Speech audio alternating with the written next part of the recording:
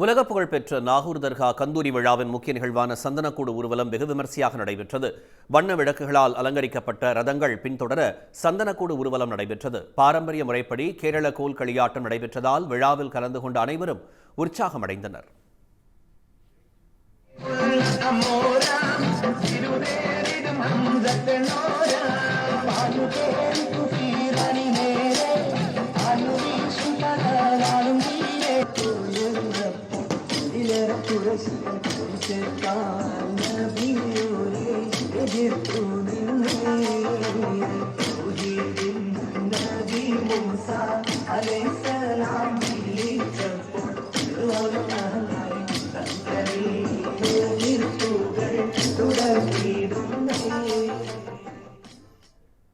சந்தனக்கூட்டின் மீது பூக்களை தூவி அனைவரும் வழிபட்டனர். இந்த நிகழ்வில் தமிழ்நாடு மட்டுமின்றி பல்வேறு மாநிலங்களைச் சேர்ந்த ஏராளமானோர் கலந்து கொண்டனர்.